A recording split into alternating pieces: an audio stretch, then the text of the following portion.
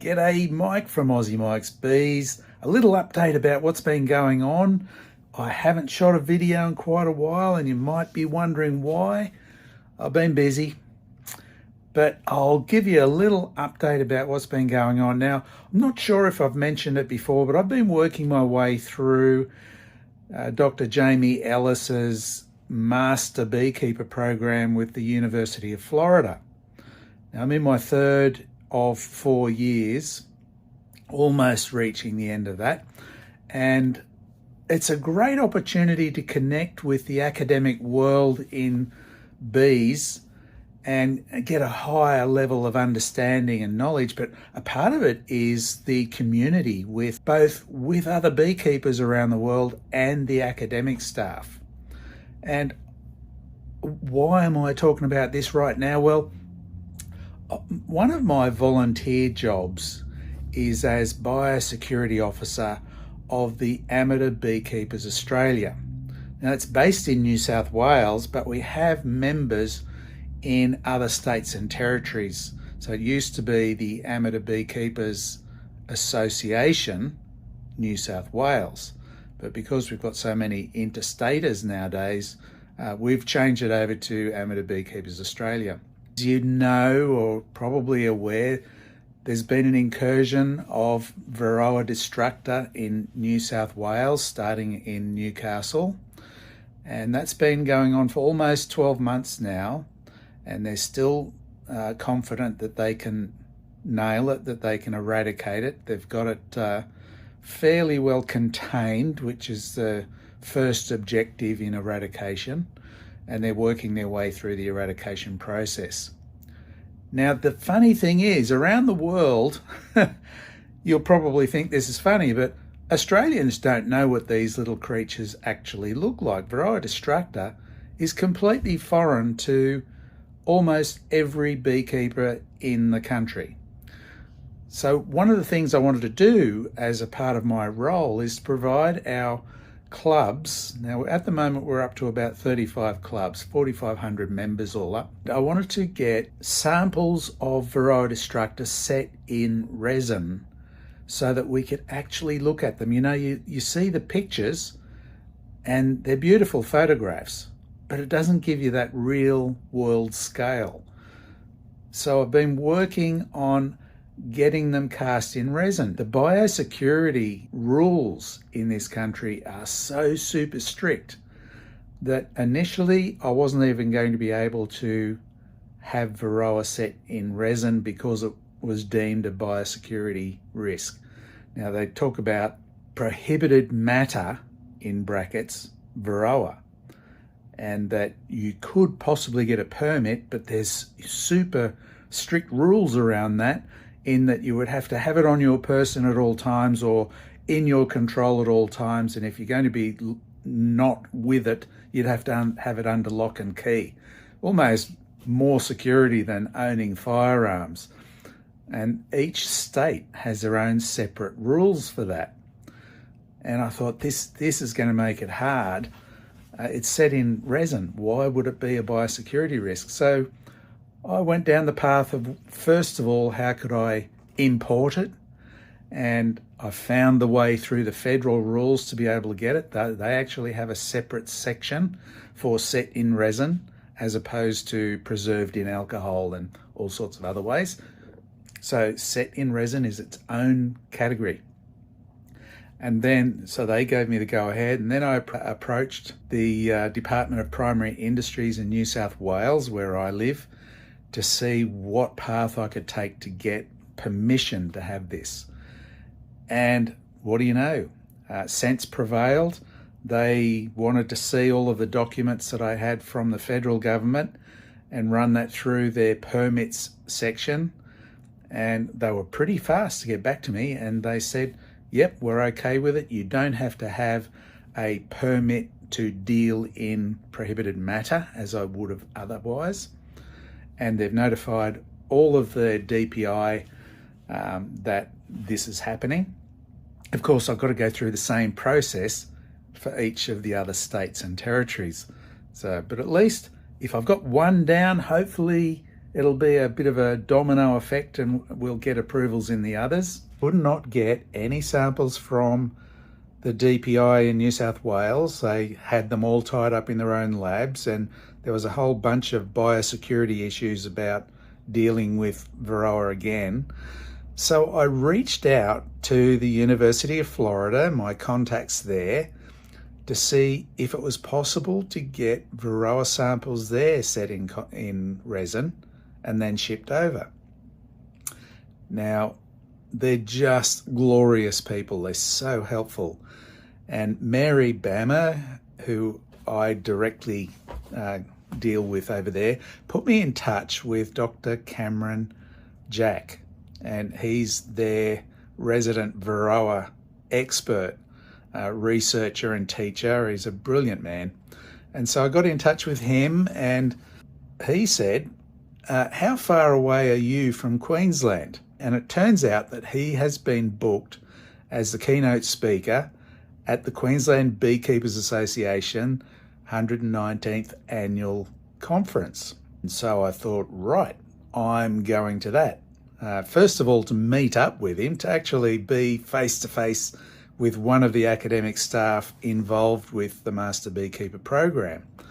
What a great opportunity. And of course, he was thinking, well, I could bring the samples over with me in my luggage. And I thought, maybe not such a good idea. It's going to take me a while to get clearance to bring these things into the country. And that's true. So I said, no, hold your horses. Don't bring them over. I've got it set to this point that it is legal for you to bring them into the country, but you'd step out of the arrivals straight into customs and they'd fine you because you'd have prohibited matter. So don't bring any. I headed up to the conference, and I've just been there this past few days, met up with Cameron, which was wonderful. While I was there, I met up with the Queensland Biosecurity, with their Department of Agriculture, I think it is, and basically got verbal approval to do the same thing. Once I described what was going on, they've given the go-ahead. I'll get written approval for that, so then I can provide these samples in resin to our Queensland clubs. So it's very exciting to get along the way. So that's enough of me prattling along here. I've got a little bit of video about what I got up to at the conference. So they had 2 days of conference with a bunch of wonderful speakers, including Cameron, and some Aussie scientists as well from New South Wales and elsewhere. So it was really exciting getting up there and mixing with other beekeepers and learning about nutrition and biosecurity, of course. Some really good talks, great information, and also suppliers of things. They had a vendors area. So I've got a little bit of footage there. I'll get onto that now. Now, I've just done a couple of stills here because I wasn't really authorised to video the conference, so I really couldn't include much of the any of the content there. But this picture is me with Cameron Jack. The fellow over to the side there is Steve Fuller. So he is in the Commercial Beekeepers Organisation in New South Wales. I actually deal with Steve a bit on the Bee Industry Biosecurity Consultative Committee. That's a New South Wales government organisation. So it was good to run into him and others while I was there. And this other picture is just a quick snap I took of the stage where they had a panel open to questions from the audience. So the guy on the left is the president of the Queensland Beekeepers Association. And then there is Cameron Jack. Next to the right there is Dr. Ben Oldroyd. And he was giving a good talk about the effects of commercial honeybees on native flora and fauna. That was a very interesting presentation. Next to him is Dr. Madeline Kratz. She worked at Tocal in Maitland, part of the DPI in the laboratories there, and her main focus is honeybee nutrition research. On the far right there is Dr. Neural Coxeaton. She does good research into medicinal honey properties. Seems like it just about doesn't matter which conference you go to, the people from Lyson are always there. So these guys live a couple of hours away from where I live down in New South Wales. But here they are, they've driven up with a truckload of gear all the way from down there to Queensland. We're just above the Queensland-New South Wales border in Toowoomba, very pretty town. They've brought all this gear with them. So how good's that? I've been walking around the conference and it's been fantastic, and it's a field day today. And I ran into a fellow beekeeper here. And what do you know? Tell me about yourself. How do you know me? I know you from YouTube. So you watch my channel? Yeah, I love it. Who would have thought someone actually watches my channel? And we got talking at the conference yesterday and today, talking about bees. Yeah, asking questions about things I don't know or I just have a question about. No, getting answers I need. It's fantastic. Yeah. That's what's great about coming to conferences, isn't it? Oh, I love it. Love it. Yeah, you learn so much. Yeah. So tell me about what you keep your bees in. Oh, I've got 2 long langs. The local men's shed made them for me, and I gave them the plans. And yeah, I've had them now for. I've got the 2 going at 3 years of beekeeping for me. 3 years, that's pretty good. Oh, I'm pretty amazed. I've learnt so much. Yeah, you never stop learning, do you? No. It's constant because the world changes. Every season's different. It does. And you know what I pick up with what you just said then is that you don't have to know how to make the bee equipment. You went to your local men's shed with the plans and they did it for you. So they get the benefit of doing their skills. And a couple of bucks. I put in some donations to pay for the stuff, you know. Cool. But yeah, it was great and I didn't need the skills. There you go. So if you're thinking about getting a long lang and you don't know how to make it, Lois just got out the local men's shed. You know, they have women in men's shed too, so it's not sexist. It's all about the skills and the community, just like beekeeping. No worries. Thanks, Lois. Great running into you. And to you. Thank you. Good surprise. Thank you. Great. Cheers. See ya.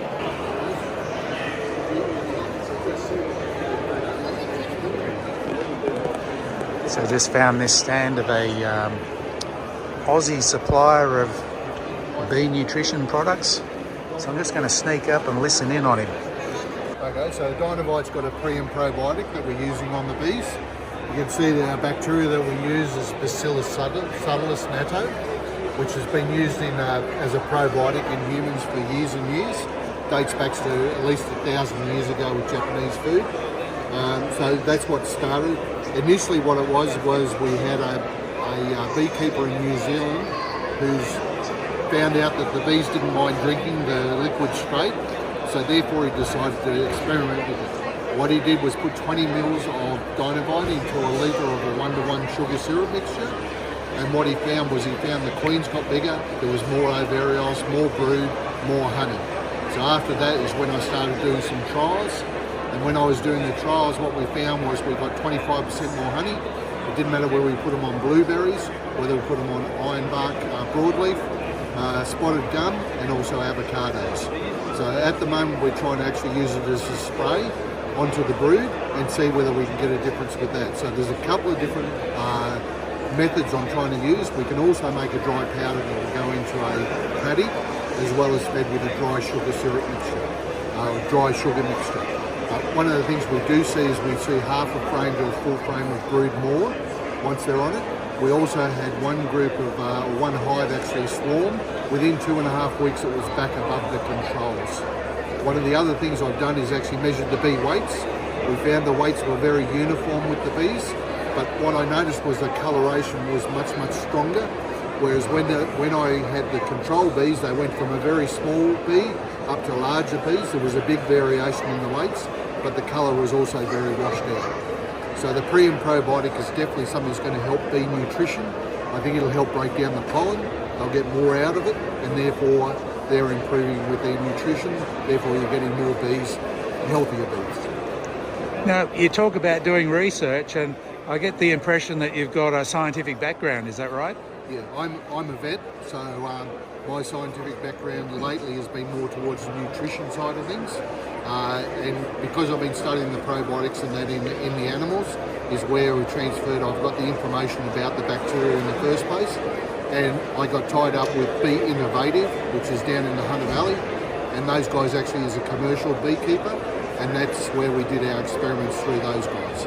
Right, sounds like it's well researched then. Well, we're trying our best, and we've got controls. We're trying to do proper research, but I'd rather do research in the field than do it in a lab where the conditions are more equivalent to what people are using the product. Well, that's right. Things that happen in the lab don't necessarily transfer to the field, does it? That's exact. Temperature difference, there's disease difference, everything like that. So Sure. We know that the healthier bees definitely can help with resistance to different diseases. But one of the reasons we use our probiotic is it does produce antivirals, antifungals, and also antibiotic-like substances. So I think it can help in other situations as well. Yeah, sounds like it could just, the overall strengthening of their nutrition could make them more resilient to pathogens and pests and diseases. That's exactly right. So better nutrition, better immunity. Sounds good. Now, this is Aussie made. You've developed it. Is it still made in Australia? Yes, it's made at Mittagong, just south of Sydney. Right. And our warehouse is in Toowoomba. So we're also going to start a warehouse down at the Gold Coast soon. Right, so it's accessible to all. Very accessible. Fantastic. And what sort of pricing is it? You're looking at $27.94 for 1 litre, which will make up 50 litres into a 1-to-1 sugar syrup mixture. That works at about 56 cents a dose. Whereas when you go up to a 200 litre, it works out at about 24 cents per 20 mils. Right, so pretty doable for hobby beekeepers and for the commercial guys. Yeah, definitely. The price range is as good as any other, probably the seaweed mixtures. Right. But we also have a kelp extract rather than use seaweed in our mixture. So we've got the benefits of that as well as actually having a probiotic that's safe and natural. Perhaps develop an overseas market, do you think? That's always in the realms, but when you go overseas, of course, then cost comes into it much more. Yeah, and freight is the absolute killer at the moment. Right, yeah, okay. Well, we want to be king of Australia first. Sounds very good. Okay. Thanks very much for your time. Thanks, Vic. I appreciate it. So I'm just inside the exhibitors hall at the conference, and I've just met up with a guy called Simon Burt, and he's got a really interesting product, so I'll just hand you over to him to give a bit of a talk about his product. It's pretty cool stuff. Hi everybody, thanks for the opportunity of being able to talk on the channel. We're LB AgTech, and we developed a device called BeeStar, and BeeStar is a remote hive management system for not only domestic beekeepers but also for the commercial market. What we're looking at doing is bringing an offering to the market that is reasonably priced and having mass market penetration for biosecurity, and I'm also going to develop an app, a gamification app that makes it fun for the everyday backyard beekeeper to enjoy. So you will be able to log on and chat with your friends and share your details of what your hive's doing, how your bees are reacting, and I can also give you an education piece. Like, for example, did you know a bee in its lifetime produces 1 teaspoon of honey? A lot of people wouldn't even know that. But there's so many interesting facts that need to be shared. So, yeah, this is our system. We're deploying it. We have it in Tasmania. We're here at the show in Brisbane. We have devices in Melbourne. And we also have just recently shipped honey over to Korea and temperature tracked that the whole way across. So this is a new system. This is the new way of the world. And we have the best offering for the market. As you can see, this is our small device, which is called the Lara, and the Lara is set central into your brood. This is doing temperature and checking the centre heart of your hive, so that you know exactly what's happening in the centre health of your hive. So we can cross-correlate temperature, weight, and we also have scales that we can integrate into the system. So you have a full system, and you can be assured that you're looking after your bees in the best possible way.